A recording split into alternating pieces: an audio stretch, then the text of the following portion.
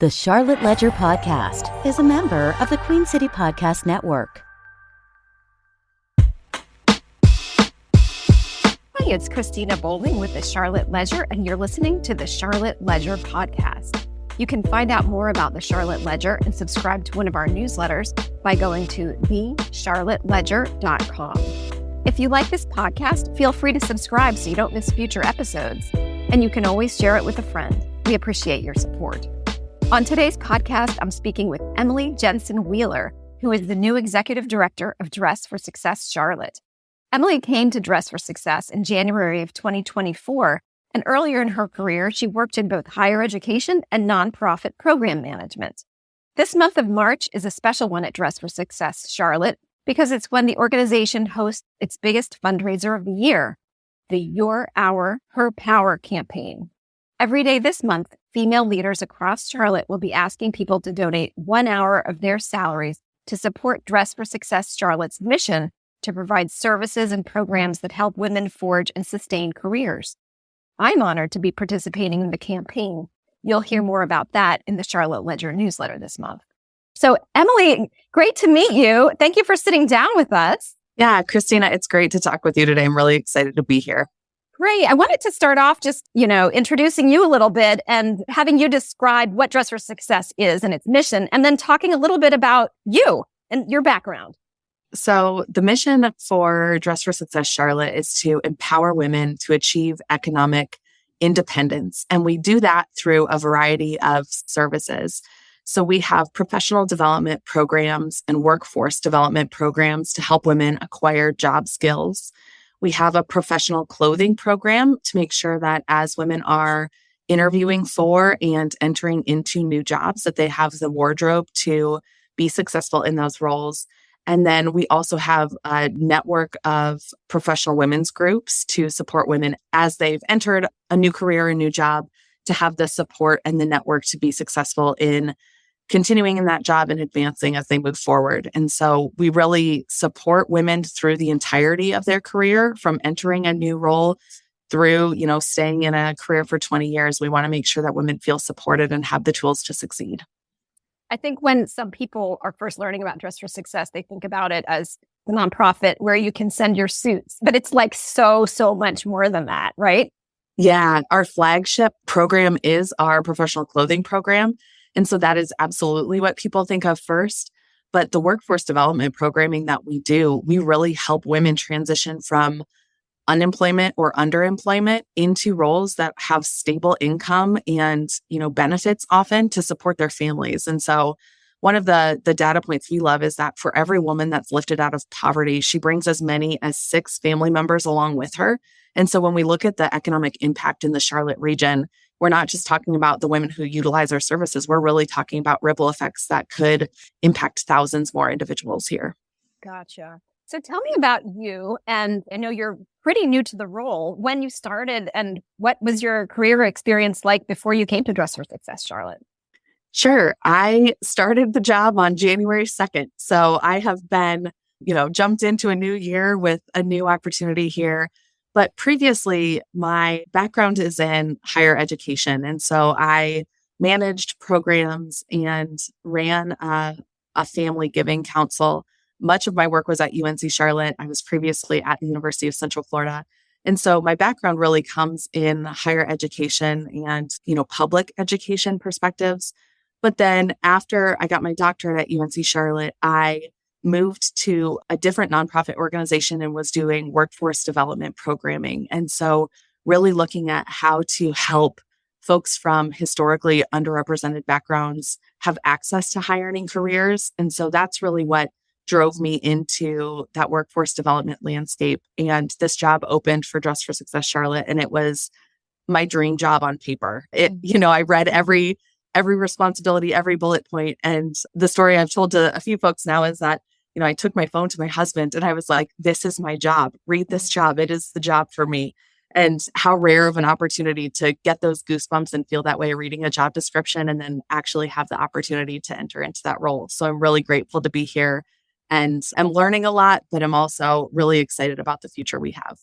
What was it when you looked at that job description that just, sounds like it really set your heart on fire? What was it about that job description?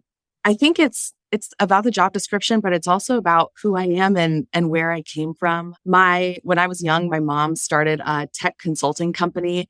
This was in the 80s, and she had 3 small children at home. And I watched her really show me more than tell me that women could be many things. We didn't have to limit ourselves to one story or one narrative that had been written for us. And so growing up, I think I just had this concept of what it means to be a woman that was really empowering and uplifting to others. So that's always been part of my personal narrative. But then with this job description, it really was a matter of workforce development and programs that help educate and empower women. And so yes, check. I am in on those. It's that fundraising piece, which to me is really about storytelling and relationship building. And I love the city of Charlotte and the community that we're in. And so to have the opportunity to continue to build relationships, get to know this community that I love and am part of, but then to also help people hear the stories of our clients is really powerful. But the last piece of the puzzle for me was that my doctorate at UNC Charlotte was in educational leadership, but my dissertation was around women's navigation of gender-based power dynamics as they advance in their careers. And again, I think that foundation came from my mom and the work I saw her do. But really, when it came to this role, it felt so relevant, and my skills and experiences had really prepared me for this opportunity. And so it was all of those pieces of who I am as a person and my professional background that helped me feel like I could do this and I could really invest myself in the mission of Dress for Success Charlotte. And there's only good that comes from that. Wow, that's interesting that like you're saying, there's so many different kind of components about your background that seemed like this made such perfect sense for you. Yeah, it felt like it was the right alignment of all the things. And again, how rare is that? So I recognize how fortunate I am to be in this role. Tell me about the transition moving from working in an educational environment to working in a nonprofit space. Seems like might be a bit of a swing. It is, and it's not at the same time. And so when I left UNC Charlotte and was working for another nonprofit, there are certainly differences, but working for the state, it is still a nonprofit organization. Some of those policies and procedures look a little bit different, especially how funding is spent looks different. But really, it's still about telling the story and getting community support to buy into those programs. I was also managing programs and events for student and family success on campus. And many of those events were events that had to generate funds to support themselves. And so, I was used to going out and helping tell the value of the work we were doing to make sure that we had funding to support it. But then transitioning into a nonprofit space, in some ways, there are fewer restrictions. There's not state policies or mandates that come down that you have to respond to. And as a nonprofit, we're still very much accountable to, our government, to our stakeholders and our constituents and our clients. And so there is still that political landscape to navigate that I think I was well prepared for through my background in higher education. But I think for me personally, the through line that I can connect across all of my roles that I've had is really about public service and about education. I believe that, we are a better society when we have access to understand ourselves and others. And much of that is providing opportunities to grow as individuals to help us get ready for what comes next. And so when I look at workforce development programs, that's really what it is. It's about programs that help us gain access to resources and tools to help us be better prepared for whatever comes next, whether that's a job, whether that's a career change or a skill set, it can be very tangible as well. And so I think that that's the through line that's connected the work that I've done. Interesting. Can you talk about give us an example, if you could, of a case of a woman that may be coming in, today to get Dress for Success services? What might her kind of background be, or what services might she need that you all can help her with to get, like you saying, a career advancement, maybe obtain a career or raise her income in her career that she currently has? Sure. There is such diversity in the backgrounds that our clients bring that it's hard to tell just one story, but we have many of our clients come through referral agency partners. And so those are often other nonprofit organizations or city or county organizations that provide services to folks in our community. And so most of our clients come through those pipelines. We also have clients who self-refer, which means that they, come online and submit an application for services. And many of our clients, that gateway program, like you said, Christina, is our professional suiting program, who say, I'm looking for jobs, I'm applying to jobs, and I need some clothing to help me support that. And so we get them connected to our suiting program. But then once they've come in for that appointment, we share more about the resources that we provide in terms of someone say, oh yeah, I want to come in for a resume review. I didn't know I could have one-on-one coaching with somebody. I would love to do that to practice my interviewing skills. And so that first interaction is what opens the door to other experiences. But to give you a specific example of a client, we have one client I was talking to a week or two ago who is an educator. She has worked in like a preschool environment and been in that area for a long time. And she realized that she has skills and experiences that could help her have more stable income for her family and give her more flexibility in her life. And so she has worked with us she's pursued many of our programs. She has engaged with many of our resources. She's gone through resume review, had some one-on-one coaching. She's gotten some job application support through us and participated in our Going Places network, which is for job seekers, and has had a lot of success in utilizing our services. And so, that's just one story of somebody who has been an educator for most of her career and said, I'm ready for a change. She also just recently got her PMP for project management. So opening doors to what that next step looks like for her career. Interesting. So like you're saying, people it helps to be able to paint a picture. And like you're saying, there's so many different examples, but some people sounds like use many services and some people maybe only need to use a handful or one. Yeah. And we open the door for anybody who is in that spectrum. If somebody only needs to come in for a financial education workshop, that's amazing. We are so happy that they've chosen to do that with us and that they'll have the skills and resources to manage their finances differently in whatever capacity that looks like. But if they also want to come back for our suiting program or for a coaching program, we're happy to welcome them to that as well. I'll give an example of, we have a one-off workshop that we're doing in our financial education focus area, but it is on tax preparation and getting ready for tax season.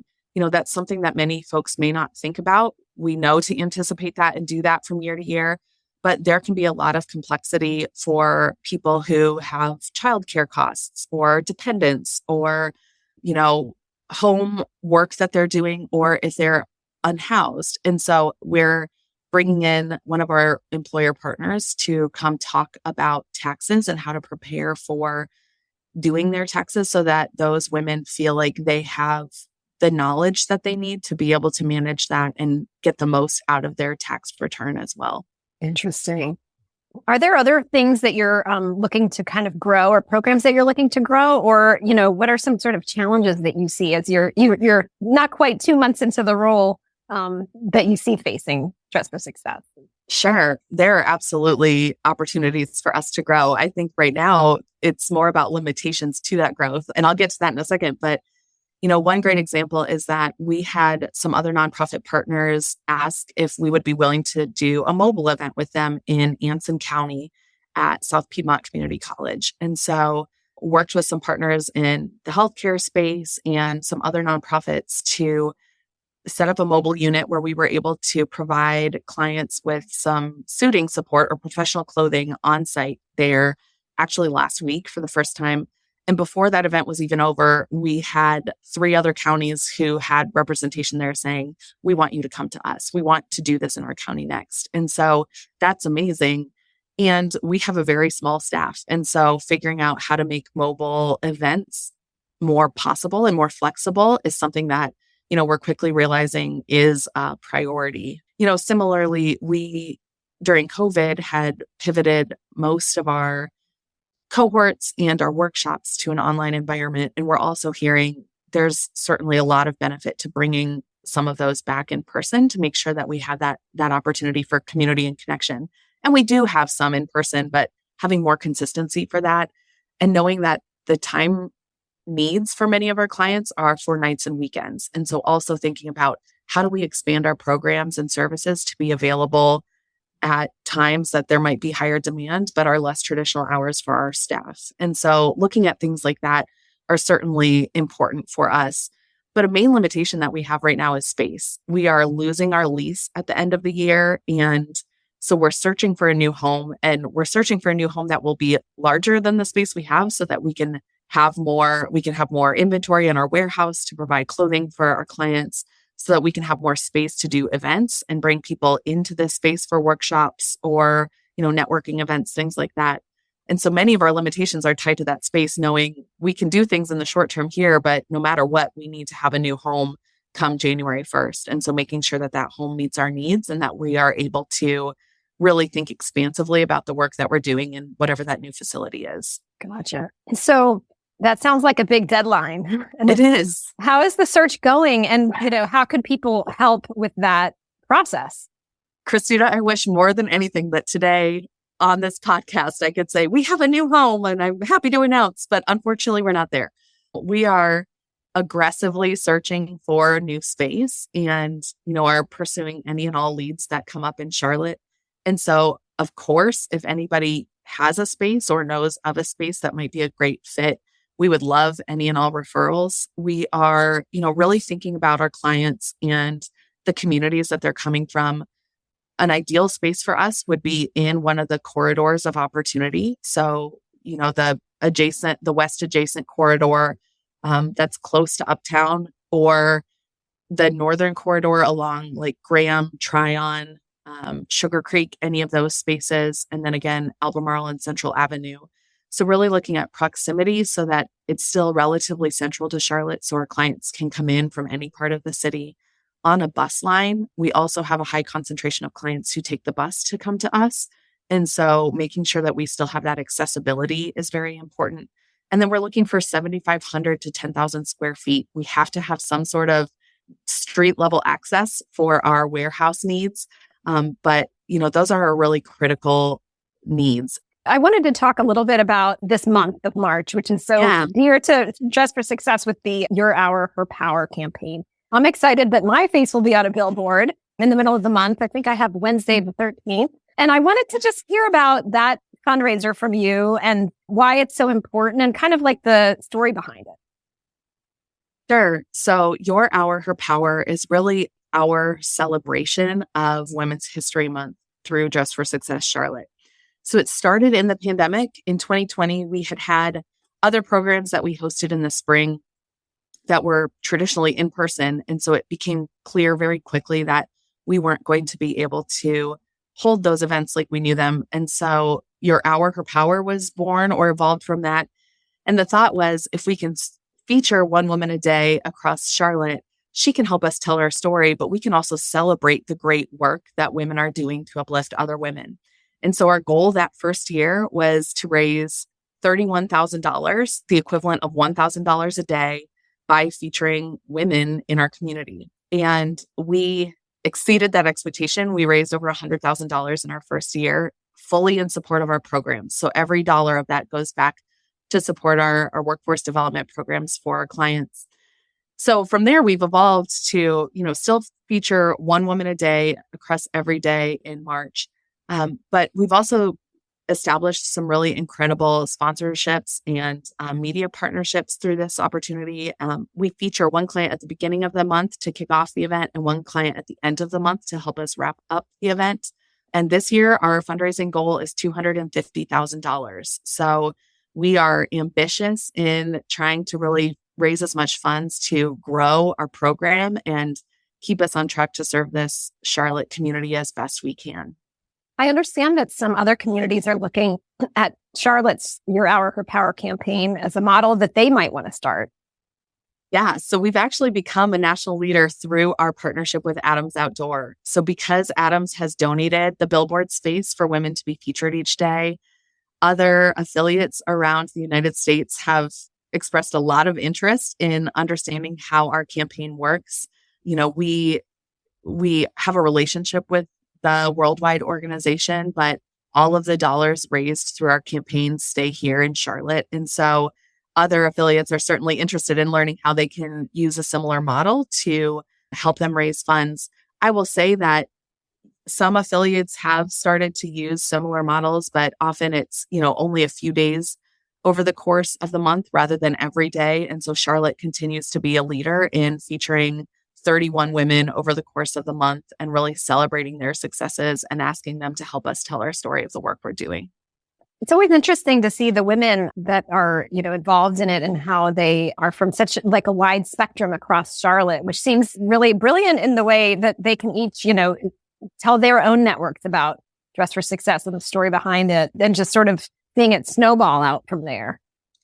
Yeah, we really have such a great variety of industries represented. We have some lawyers, we have some media partners, we have folks in public relations, we have some of the major banks and financial industries represented here in Charlotte. We have a spa owner who is participating. And so really when we look, we have real estate. So when we look at the women that we're showcasing, I think it's also an important part of our message that women lead across the city in many, many ways and in every industry that exists. And so we, of course, can't feature every single industry, but, we really try and feature so many folks who have different backgrounds and women who are really uplifting women in the communities around them to showcase that, women are great leaders across the city in many ways. Well, Emily, I didn't want to end our podcast without asking how people could get involved with Dress for Success Charlotte. And I mean, do you need to be an expert in business, or do you need to be a woman to help out? Like, what can people do who might want to get involved in the mission? Sure. And I think it's really important to know you absolutely do not have to be a woman to be involved with Dress for Success Charlotte. We have so many ways to bring people into our community to help us tell our story, but also to contribute to the advancement of women's economic independence through our work. So we have volunteer opportunities. Somebody can sign up to be an individual volunteer. You can get your workplace involved and sign up to do a day-long volunteer project or a sustaining long-term volunteer project with us. You can volunteer to host a drive for items that we need in our boutique and in the organization. We would love to work with you on that. We also have a group called Community Advisors who are sustaining volunteers who agree to donate, sustaining time throughout the year to support our work. And so they're usually our first call when we have some bigger events happening or, are trying something new to help us get that off the ground. And so all of that information about each of those opportunities is available on our website, which is charlotte.dressforsuccess.org. And of course, we have information on social media as well when we have some one-off asks and needs, but really our website is the best place to look. Great. Emily, thank you so much for being on the podcast. It's been so interesting getting to know you, and congratulations on the new role. Thanks, Cristina. And we're so excited to have you on board with your Hour Her Power. Can't wait to celebrate you on a billboard. And I hope that you have plans to go take some pictures with your billboard this year. Oh, absolutely. And the Ledger is proud to be a media partner for that month. So we're all excited. Thanks so much, Emily. Thanks, Cristina. That's it for today. The Charlotte Ledger podcast is produced by Lindsey Banks. Learn more about the Charlotte Ledger by going to thecharlotteledger.com. QueenCityPodcastNetwork.com.